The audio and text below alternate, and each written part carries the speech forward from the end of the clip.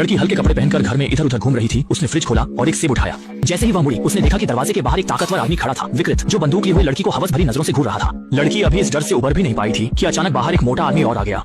उसने तुरंत अपने बॉयफ्रेंड को बुलाया ताकि वह इन दोनों विकृतियों को भगा सके, लेकिन बॉयफ्रेंड ने खुद ही दरवाजा खोल दिया और दोनों विकृतियों को सीधे बंगले के अंदर बुला लिया। कोई भी आदमी समझ सकता था कि वे अच्छे इरादे से नहीं आए हैं, लेकिन बॉयफ्रेंड ने इसे नजरअंदाज कर दिया और एक बहाना बनाकर बाहर चला गया। जानबूझकर लड़की को उन दोनों के साथ छोड़ दिया। लड़की ने स्थिति को भांपते हुए कमरे में छिपने का प्रयास किया, लेकिन दाढ़ी वाला आदमी उसके पीछे पीछे आ गया। वह सीधे लड़की के पास बैठ गया और फिर लड़की को खुलकर छेड़ने लगा। लड़की ने स्थिति को भांपते हुए भागने की कोशिश की, लेकिन दाढ़ी वाला आदमी इस मौके को कैसे जाने देता।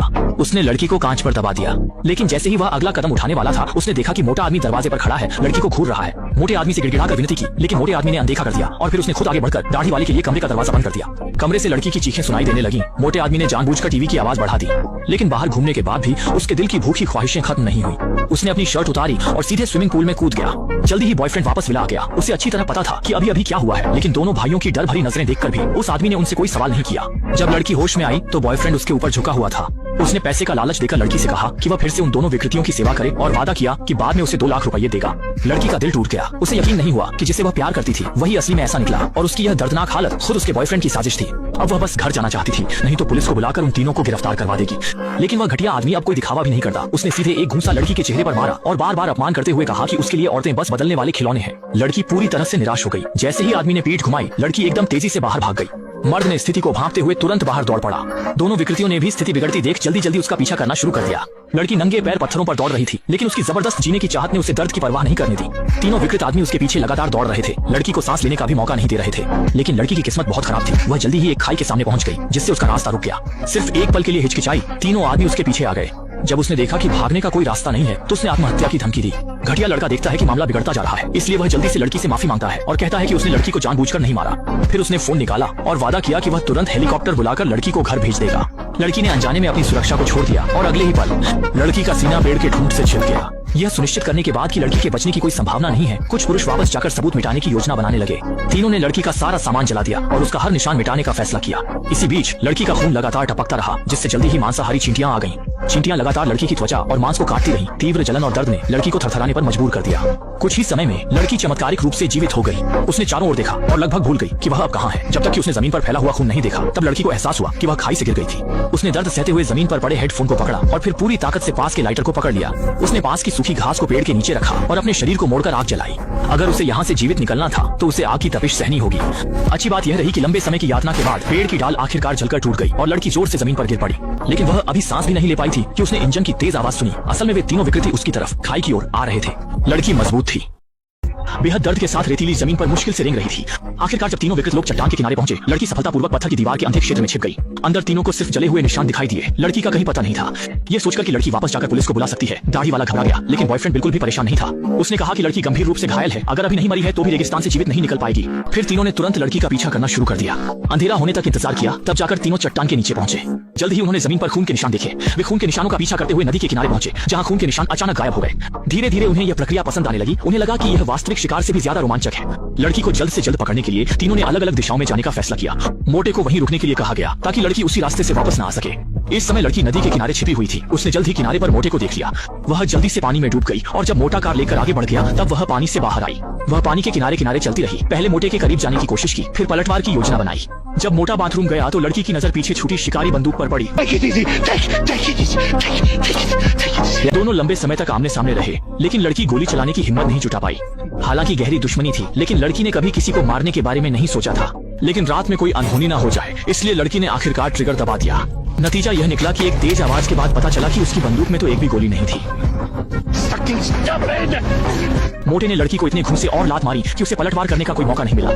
जब लड़की में प्रतिरोध की ताकत नहीं बची तो मोटे ने तुरंत वॉकी टॉकी से अपने साथियों को सूचित कर दिया। दाढ़ी वाले ने खुशी से तालियां बजाई जैसे लॉटरी लग गई हो। मोटे ने लड़की के बाल पकड़े और उसे बार बार पानी में डुबोने लगा। वह शिकार को यातना देने का आनंद ले रहा था, लेकिन उसे पता नहीं था कि शिकार पलटवार की योजना बना रहा है। लड़की ने मौका देखकर मोटे के पास पहनी हुई छुरी निकाली और उसे जोर से उसकी आंख में घोंप दी। मोटे की दोनों आंखें छिप गईं और पानी में कुछ देर तड़पने के बाद वह बिल्कुल हिलना बंद कर दिया। बाद में लड़की ने मोटे की मोटरसाइकिल ली और रेगिस्तान से बाहर की तरफ तेजी से भागी। लेकिन ज्यादा दूर नहीं जा पाई क्योंकि पेट्रोल खत्म हो गया। लड़की तब तक एक गुफा में छिप गई। उसने एक अलार्म जलाया और फिर मोटे के बैग की चीजें बाहर निकाली। बैग में बहुत सारा सामान था, यहाँ तक कि एक टॉर्च भी थी। ये चीजें जरूरी समय पर बहुत काम आती हैं। उसने पूरी बियर की एक केन एक ही सांस में खाली कर दी, फिर अपनी खौफनाक चोट की तरफ देखने लगी। टहनी अंदर फंसी हुई थी और उसे जल्द से जल्द निकालना जरूरी था। लेकिन जैसे ही उसने धीरे धीरे अपना कपड़ा उठाया, तेज दर्द ने उसे असहनीय पीड़ा में डाल दिया। फिर लड़की ने पूरा एक पैकेट दर्द की दवा निकल ली और चाकू से केन को काटा। उसने कपड़े फाड़कर घाव को खोला, लाइटर से चाकू को साफ किया और फिर दर्द सहते हुए घाव के आसपास की त्वचा को काटा। समय बचाने के लिए लड़की को जबरदस्ती टहनी निकालनी पड़ी, लेकिन घाव से खून बहता रहा, इसलिए उसने केन को गर्म करके सीधे घाव पर दबा दिया और तेज चुभन के कारण लड़की तुरंत बेहोश हो गई।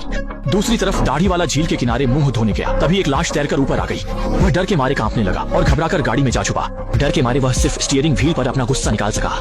जब घटिया आदमी ने लाश देखी तो उसे तुरंत एहसास हुआ कि लड़की अभी भी जिंदा है। इस समय दाढ़ी वाला डर से पागल हो चुका था, बकवास कर रहा था और आत्मसमर्पण करना चाहता था। जब लड़की को होश आया तब उसका घाव बंद हो चुका था और केन पर बना ईगल का निशान हमेशा के लिए उसकी त्वचा पर छप गया था। और अब वह बदला लेने वाले युद्धक विमान में बदलकर अपने गहरे बैर का खून से बदला लेने के लिए दृढ़ था। वह बहुत सावधानी से गुफा से बाहर झांका और दूरबीन से लगातार दुश्मनों की स्थिति का पता लगाता रहा। जल्द ही उसने दूर चमक पर ध्यान दिया। उसने शांति से आसपास का निरीक्षण करना जारी रखा और वास्तव में जल्द ही बड़ी दाढ़ी वाले की कार का पता लगा लिया। लड़की ने मौका देखकर पहाड़ की चोटी पर चढ़ गई और दृश्य के फायदे का उपयोग करते हुए बड़ी दाढ़ी वाले की हर गतिविधि पर नजर रखी।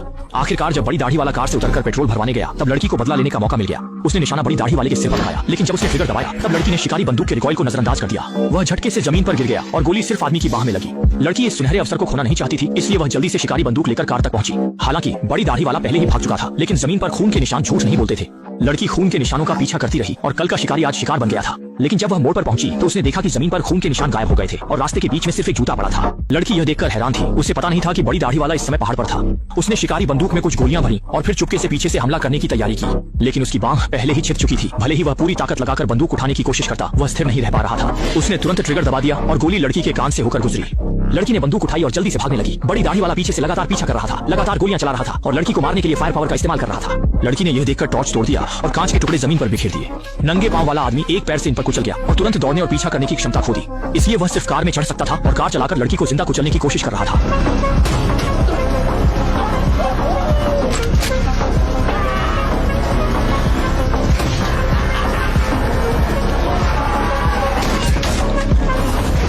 लड़की ने छीनी हुई कार ली और वॉकी टॉकी से अपने बॉयफ्रेंड की आवाज सुनी।